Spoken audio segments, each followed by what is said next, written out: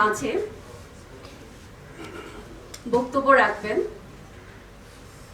সম্মানিত অতিথি কৃষিবিদ কাজল তালুকদার মহোদয়, মাননীয় চেয়ারম্যান, রাঙামাটি পার্বত্য জেলা পরিষদ। আপনারা জানেন 1997 সালের 10 ডিসেম্বর পার্বত্য চুক্তি সরকারের সাথে হয়েছিল। আজকে দীর্ঘদিন 28 বছর অতিবাহিত হয়ে যাচ্ছে। চুক্তি বাস্তবায়নে আমরা দেখছি রাষ্ট্রপক্ষের গড়িমসি। আজকে এটা হচ্ছে, কালকে ওটা হচ্ছে, কিন্তু প্রকৃতপক্ষে এটা কোথায় জানি একটা ঝিমিয়ে রাখার বা ঘুমিয়ে রাখার একটা প্রবণতা দেখা যাচ্ছে।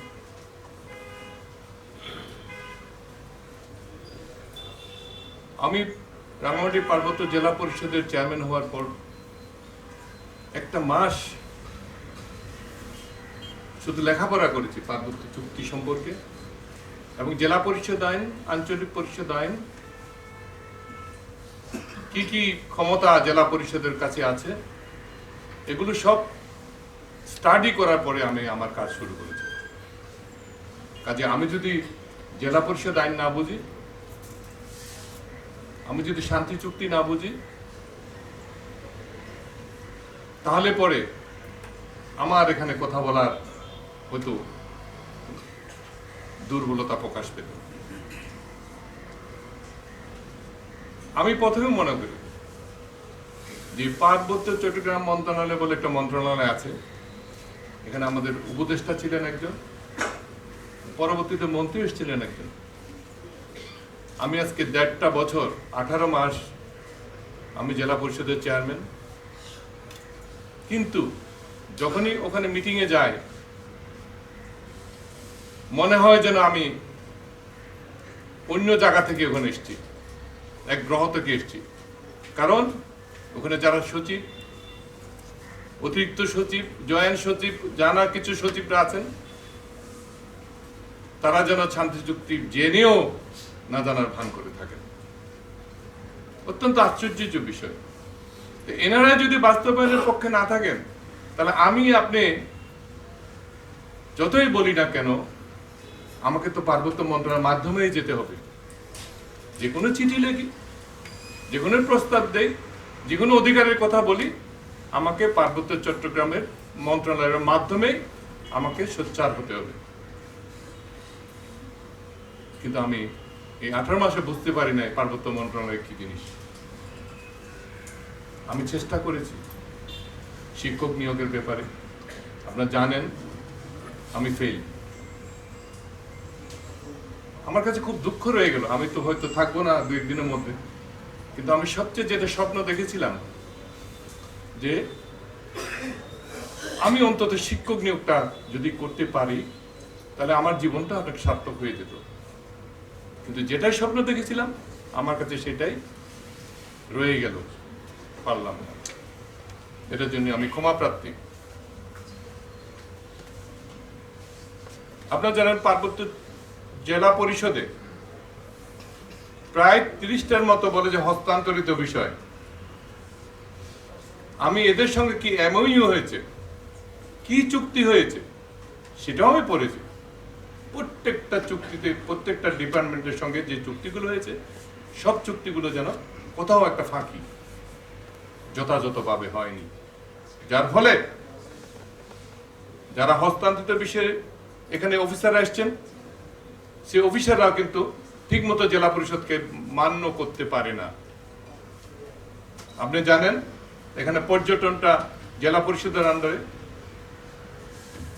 তথাকথিত ক্ষুদ্র নৃগোষ্ঠী বলে একটা সংস্থা আছে, সেটাও আমার জেলা পরিষদের আন্ডারে, পাবলিক ইঞ্জিনিয়ারও আমার জেলা পরিষদের আন্ডারে। অথচ ক্ষুদ্র নৃগোষ্ঠীতে প্রায় 300 কোটি টাকার কাজ হচ্ছে গণপূর্তনের মাধ্যমে, কিন্তু জেলা পরিষদ কিছুই জানে না। সেটা আমি মন্ত্রণালয়কে বলেছি গত মিটিংয়ে গিয়ে। পাবলিক হেলথ ইঞ্জিনিয়ারিং এ 350 কোটি টাকার এডিবির কাজ চলছে পানি সাপ্লাইয়ের জন্য, আমি জানি না। তাহলে কোথায় ঘাটতি? এমইউতে সেটা বোঝা যাচ্ছে।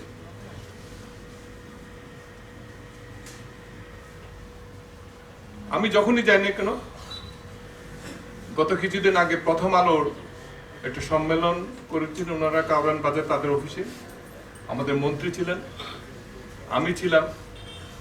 এই জুম চাষ নিয়ে অনেক কথাবার্তা হয়েছে। আমি যখন চাকরিতে ছিলাম কৃষি ডিপার্টমেন্টে, এই জুম চাষ নিয়ে অনেক কিছু বলেছি। আমি জানি জুম চাষিরা সরকারি সুযোগ সুবিধা থেকে সম্পূর্ণ বঞ্চিত। তাদের সম্পর্কে রিসার্চ হচ্ছে না, তাদের ব্যাংকে কোনো ঋণ দেওয়া হয় না, অগ্রাহ্য করা হয়। বরঞ্চ আরো জুম চাষটা বন্ধ করার জন্য নানা পদক্ষেপ তারা গ্রহণ করে। আমি বলেছি পাহাড়ে কোনো সমান জমি নাই, এই জুম চাষটা ছাড়া আর আছে কি? পাহাড়ি তো এটাই করবে। আপনি যত ভয় দেখান না কেন, কিন্তু জুম চাষটা হবে। আমি কোনো একটা সম্মেলনে গিয়েছিলাম বিজ্ঞানীদের, কৃষি বিজ্ঞানীদের সাথে।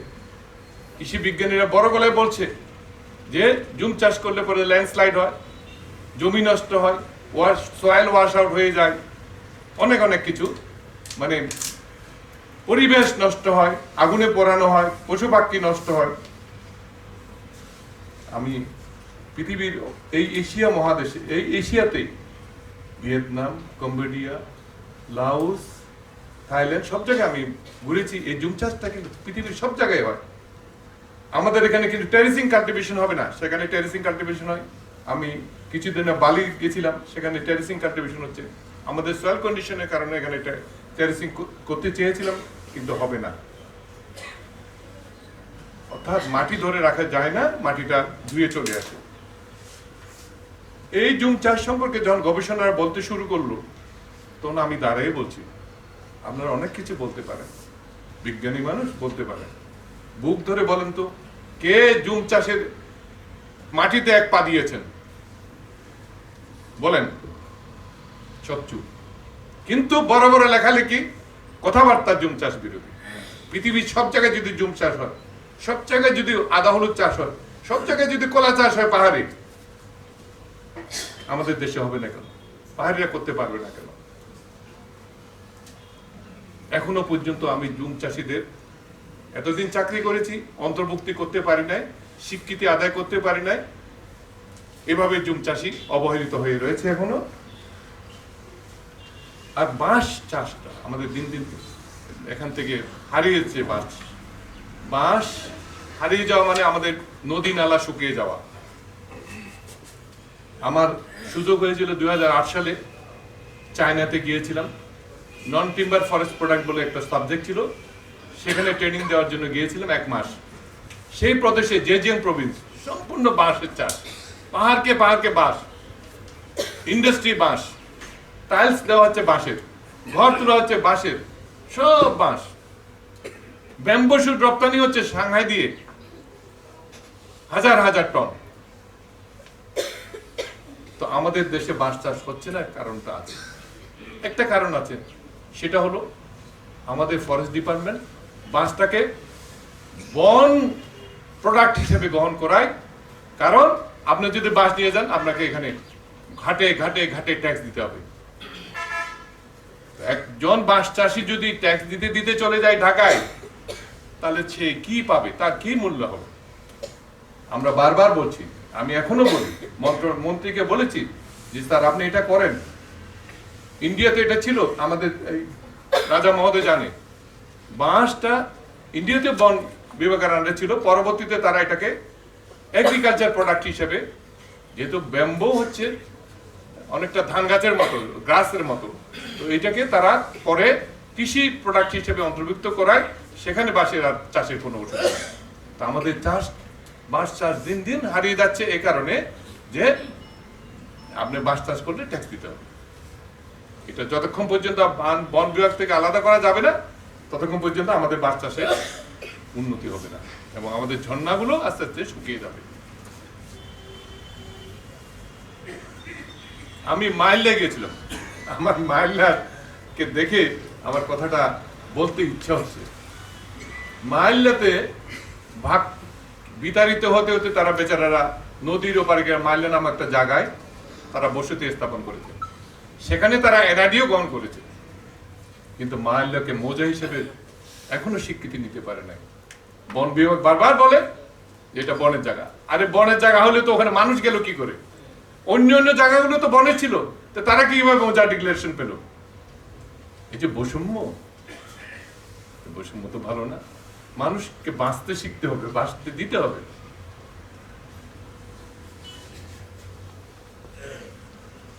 আপনি আপনাদের একতা দেখে আমার খুব ভালো লাগলো, কথাগুলো মন খুলে বলছি।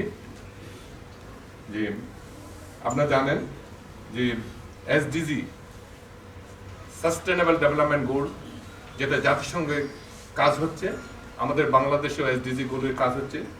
তো এসডিজি গোলে বলা আছে যে কোনো জাতি পিছিয়ে রাখা যাবে না, সরকারকে ওই জাতিকে টেনে তুলে আনতে হবে, যে কোনো ভাবে হোক, শিক্ষায় হোক, কৃষি হোক, অর্থনীতি হোক, যেভাবে হোক উঠে আনতে হবে। তো আমাদের সরকারও কিন্তু এসডিজিতে সই করেছেন, কাজ করেছেন। আমি আশা করব আমাদের যারা বক্তা তারা রেইনবো বা রংধনু রাষ্ট্র হিসেবে এটা গড়ে তুলতে চায় আমাদের সরকার। আমি আশা করি আমাদের এই সরকার যেহেতু রেইনবো বলছেন, অর্থাৎ এই রাষ্ট্রে অনেক রঙের লোক বাস করবে, আমরাও সেই রঙের একজন অধিবাসী। আমরা চাইবো সেই রংধনুতে আমরা অংশগ্রহণ করতে পারি কিনা। আমরা আশা করব আমাদের রাষ্ট্র, আমাদের সরকার আমাদেরকে কাছে টেনে নেবে এবং আমরা সেই রংধনুর অংশীদারি হব বলে আমার বিশ্বাস। শেষবেলা একটা কথা বলে যায়, আমি জেলা পরিষদ হওয়ার প্রথম থেকে আমি চাই হেডম্যানদের একটা নির্দিষ্ট অফিস হোক। আমি ইতিমধ্যে গত বছরে 2024-25 সালে জয়েন করার পরপরই জগরাবিলের হেডম্যানের একটা হেডম্যান অফিস করার জন্য প্রজেক্ট নিয়েছি, সেটা হয়ে গেছে, অলরেডি হচ্ছে। আরেকটা করছি, সেটা হলো চিতমরমের হেডম্যানের ওখানে অফিস। এই বছর একটা অলরেডি টেন্ডার হয়ে গেছে, সেখানে দোতলা একটা অফিস হবে। তো যাই হোক, তো আমি হেডম্যানদের সম্মান করি। হেডম্যানরা অনেক ভালনারেবল পজিশন আছে, যেহেতু ভূমি নিয়ে যেহেতু অনেক বিরোধ আমাদের রাঙ্গামাটিতে বা এই পার্বত্য চট্টগ্রামে, সবচেয়ে খারাপ অবস্থায় আছে হেডম্যানরা। কোন দিকে যাবে? খাজনা তুলতে পারে না, বই নাই, খাতা নাই, অনেক কিছু শুনলাম। তাহলে কি নিয়ে কাজ করবে? আপনারাই সবচেয়ে বেশি খারাপ অবস্থায় আছেন আমার জানা মতে, যেহেতু ভূমি ব্যবস্থাপনায় যেহেতু এখানে অনেক অসংলগ্ন, অনেক সমস্যা, কাজে আপনারাই সবচেয়ে বেশি খারাপ পজিশনে আছেন। কিন্তু আপনাদের টিকে থাকতে হবে, টিকে থাকতে হবে এই কারণে, কারণ একটা এলাকায় হেডম্যানরা হচ্ছে সবচেয়ে গুরুত্বপূর্ণ ব্যক্তি ওই পাড়ায় বা ওই গ্রামে। কাজেই আপনাকে শক্ত হাতে থাকতে হবে, শক্ত মন নিয়ে থাকতে হবে, সুন্দর বিচার করতে হবে, সুন্দর ব্যবস্থা করতে হবে, সবার সঙ্গে মিলে থাকতে হবে। আমি সবাইকে ধন্যবাদ জানিয়ে আমার বক্তব্য এখানে শেষ করি। Thank you.